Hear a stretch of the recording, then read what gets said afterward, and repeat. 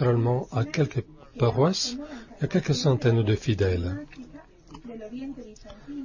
Les monastères géorgiens avaient fait l'expérience d'attaques régulières et ravageuses de la part des guerriers arabes, persians. Algunas parroquias y unos cuantos cientos de fieles que contaban con no más de 10 sacerdotes.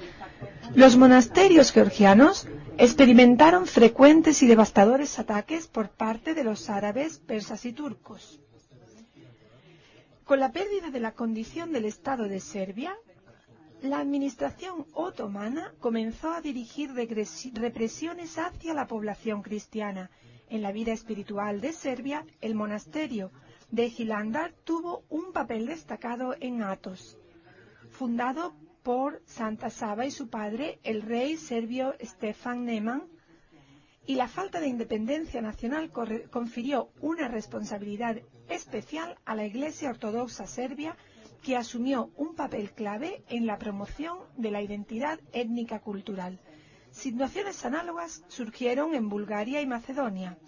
Montenegro, habiendo preservado su independencia del Imperio Otomano, pagó por ello teniendo que organizar una resistencia armada permanente hacia el enemigo. En aquel tiempo, la Iglesia fue forzada a llevar a cabo una actividad de naturaleza esencialmente extranjera. Por ejemplo, organizar una oposición armada, establecer funciones de Estado y cosas por el estilo. Obviamente, esta situación favorecía poco la promoción y el desarrollo de la vida monástica.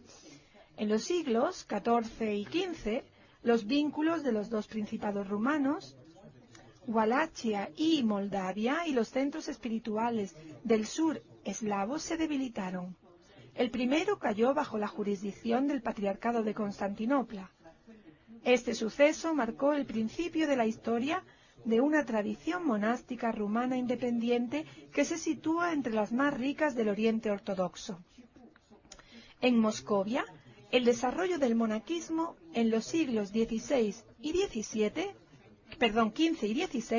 estuvo marcado principalmente por la creación de cientos de nuevos monasterios hasta alcanzar los 400 en el siglo XVI, la conquista del norte europeo oriental, la colonización de nuevos territorios y, principalmente, por la creación de un nuevo ideal ascético en consonancia con la mentalidad rusa.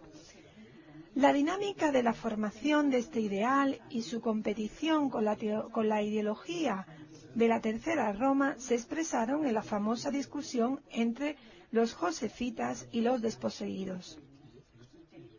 Los seguidores de Józef Wolski, conocidos como los josefistas, desearon fortalecer la Iglesia e incrementar su influencia en las autoridades civiles. Sus monasterios tenían extensos terrenos. Los desposeídos, seguidores de Nils Sorsky, buscaban limitar la intromisión de la Iglesia en asuntos de Estado. La primera mitad del siglo XVII también vio un incremento de las vocaciones a la vida monástica en Ucrania. Los territorios que habían llegado a ser parte de la Commonwealth polaca-lituana en el siglo XIV. La Iglesia Católica jugó un papel prominente en esta situación.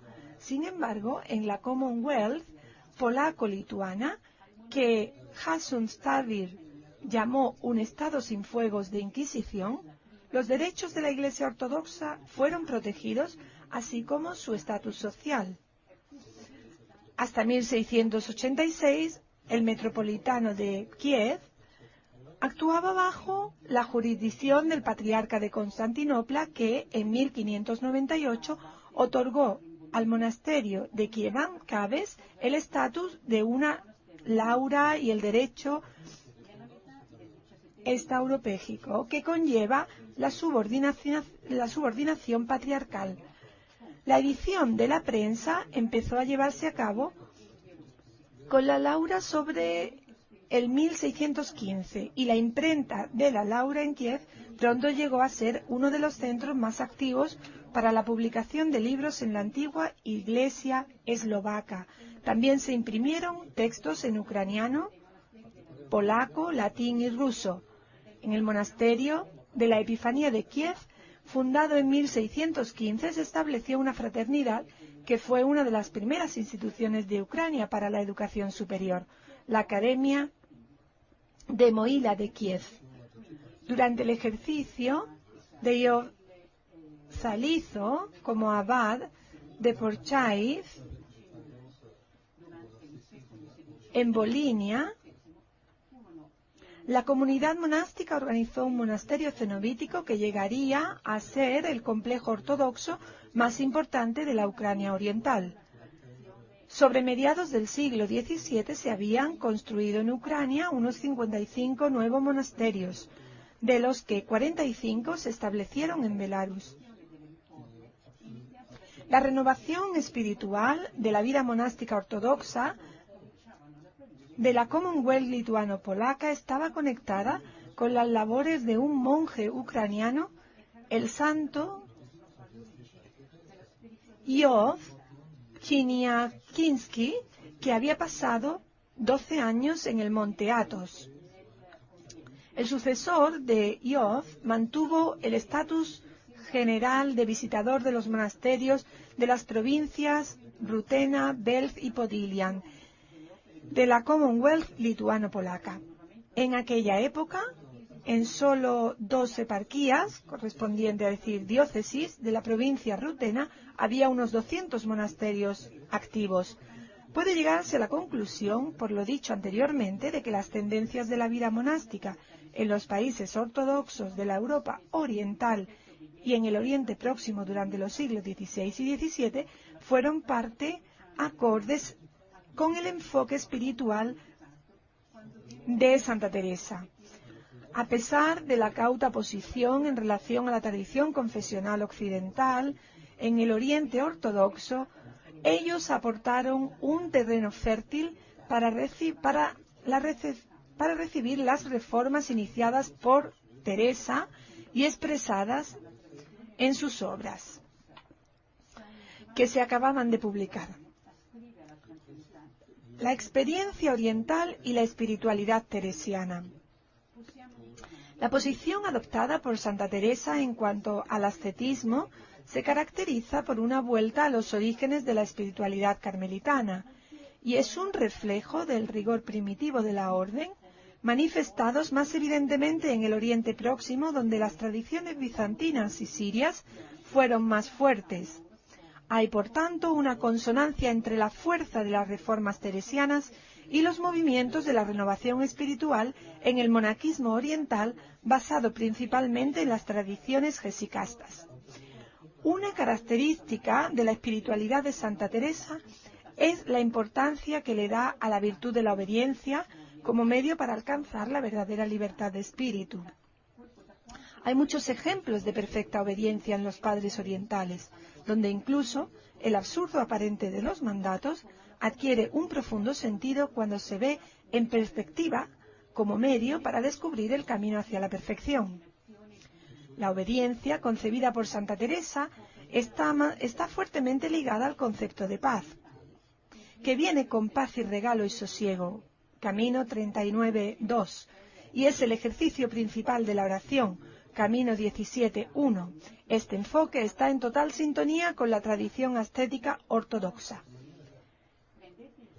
Y San Juan Casiano, el romano, percibía la serenidad como el arma principal contra el orgullo, sin la cual es imposible alcanzar la pureza y la perfección. Podríamos recordar en este contexto el entusiasmo de Santa Teresa por las conversaciones y vida de los padres del desierto de Casiano.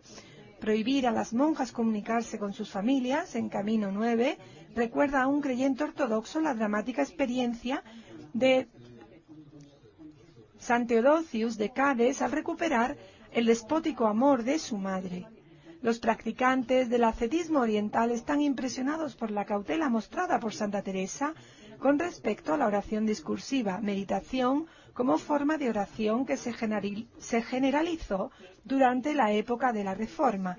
La misma santa humildemente explica su postura ante la meditación como el resultado de la falta de imaginación, Vida 4.7, mientras que la imaginación visual de los episodios bíblicos podría dar lugar a reservas por parte de los padres orientales. El principio mismo de usar temas e imágenes del Evangelio para evocar la ferviente oración está cercano a la lógica de San Isaac Siriano, quien aconsejaba: toma tiempo para leer las Sagradas Escrituras porque ellas te abrirán a un refinado modo de percepción. Y San Efrén el Sirio incluso usa una alegoría cercana al pensamiento de Teresa. Él compara la lectura de la Sagrada Escritura con la bebida del alma que por la esperanza infunde en el alma el bien divino. De Segundo Advento 1. El concepto de oración como conversación con Dios, con Jesucristo encarnado, está en completa sintonía con la perspectiva bizantina articulada por San Juan Crisóstomo y San Gregorio de Nisa. En consecuencia, la idea del desarrollo de la oración desde una actividad oral, discursiva, a una que es experimentada solo por el pensamiento, está en sintonía con la idea jesicasta de una oración del corazón. Es digno de mención que San Gregorio del Sinaí, enfatizando el papel definitivo de la gracia de Dios para cultivar el don de la oración del corazón, expresa su gracia describiendo la aparición de Dios al profeta Elías en el monte Horeb. Dios, como San Gregorio del Sinaí explica, se apareció a Elías en el hábil balanceo de la luz, mostrando la perfección de la oración. Y de esta forma uno de los fundadores del jesicasmo expone la idea de la oración del corazón, que la oración del corazón tiene su origen en la aparición de Dios al predecesor de los carmelitas. Cauces de influjo. El cauce de influjo más directo por el cual el mundo ortodoxo alcanzó familiaridad con la enseñanza de Santa Teresa fueron los monasterios de las Carmelitas Descalzas. Para las comunidades ortodoxas del Oriente Próximo que estaban bajo la jurisdicción de los patriarcas de Constantinopla, Antioquía y Jerusalén y que acababan en el territorio del Imperio Otomano, un acontecimiento excepcional fue la vuelta de las carmelitas al corazón de su tradición espiritual, el Monte Carmelo. Muy pronto, la presencia de los carmelitas descalzos en el Oriente Próximo creó las condiciones requeridas para que la orden lograra familiarizarse con las tradiciones espirituales de los 4 patriarcados antiguos que por aquel tiempo estaban fuertemente vinculados uno al otro. La creación de la familia polaca de los carmelitas descalzos data del siglo XVII en respuesta a una invitación conjunta de la Commonwealth lituano-polaca iniciada por el metropolita de rito latino de Cracovia, Bernard Maciejowski, y el metropolita uniata de Kiev, Ipatí Potí. El primer monasterio carmelitano se fundó en Cracovia en 1605. En esta época, más o menos, los carmelitas empezaron a llegar a los territorios étnicos ucranianos donde predominaba la ortodoxia oriental. Liev en 1613, Peremyshil en 1620, Kamianets-Podilsky en 1623, Berdichev en 1630. En Liev, el primer monasterio carmelitano se estableció en 1642, aunque las guerras de los cosacos dieron lugar a la continua interrupción de sus actividades.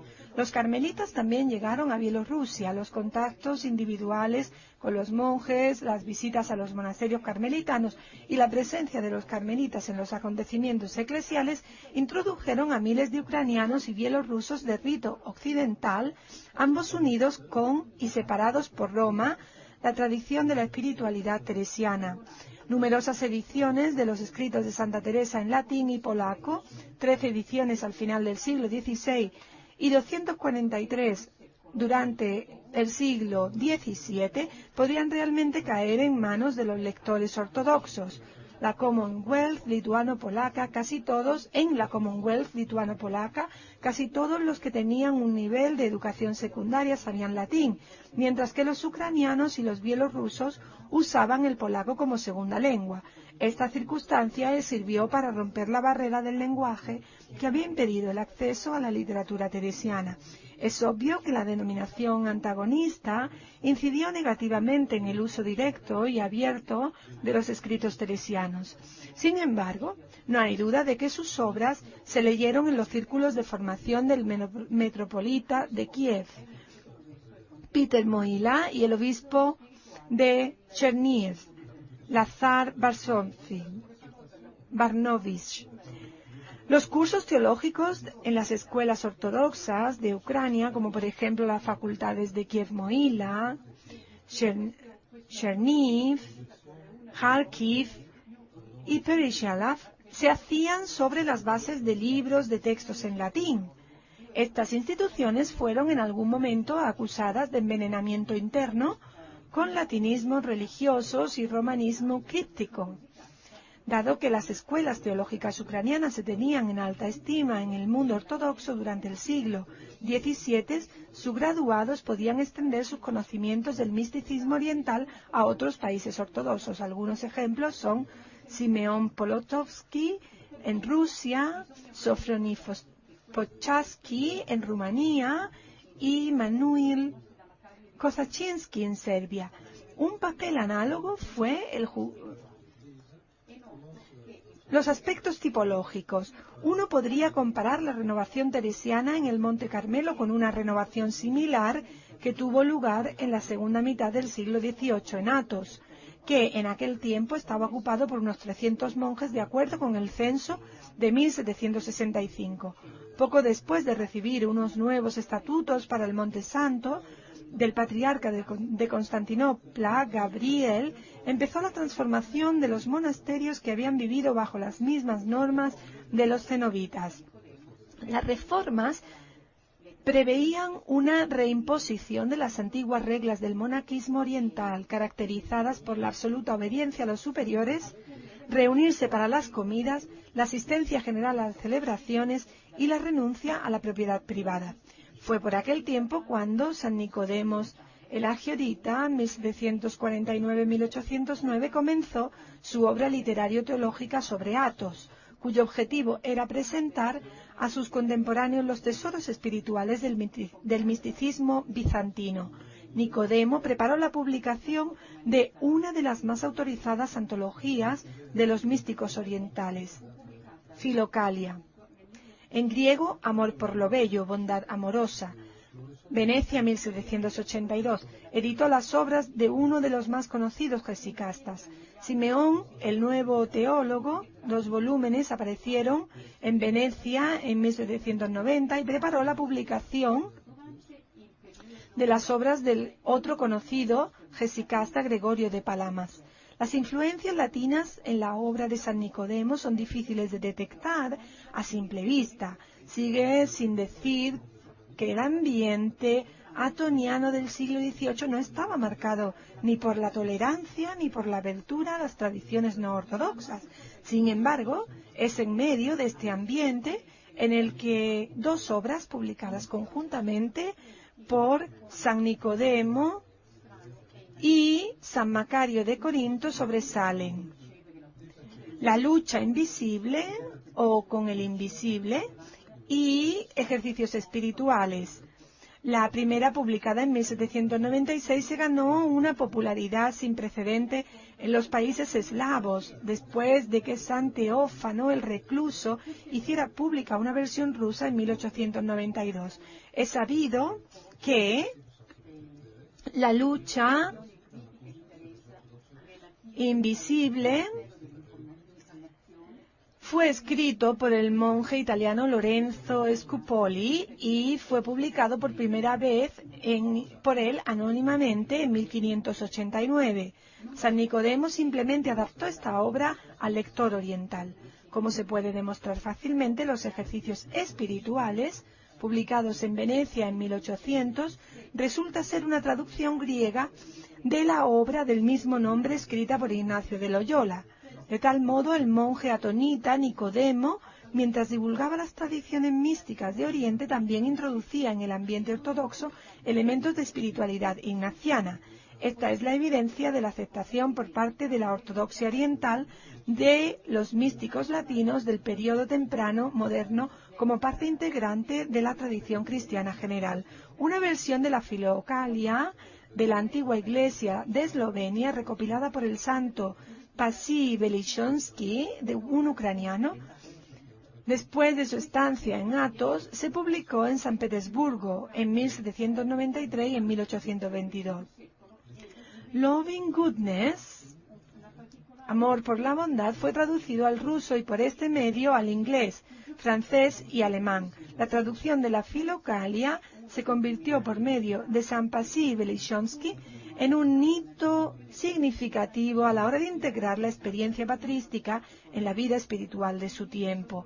Durante el periodo rumano de su vida, San Pasí inició una ola de renovación espiritual en la Iglesia ortodoxa, ilustrada más prominentemente por el fenómeno del starchevo, la paternidad espiritual.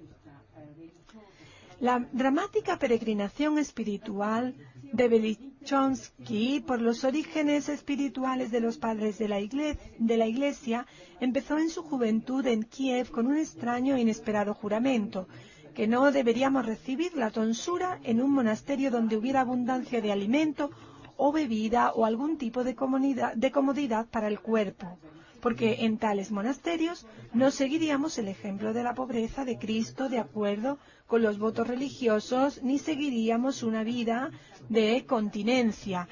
¿No son estas prohibiciones de San Pasí reminiscencia de la etapa crítica de Santa Teresa hacia el acaudalado monasterio de la Encarnación, en el que la manera de vivir le parecía ser inapropiada al radicalismo de las promesas monásticas? Vida 32.9. No hay evidencia de una conexión directa entre estos dos episodios similares.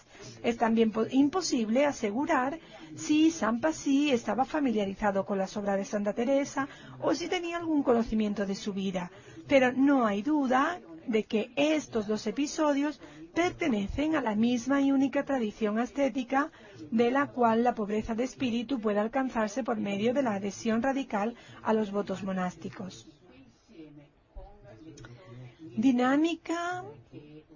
Dinamismo de la perspectiva ecuménica.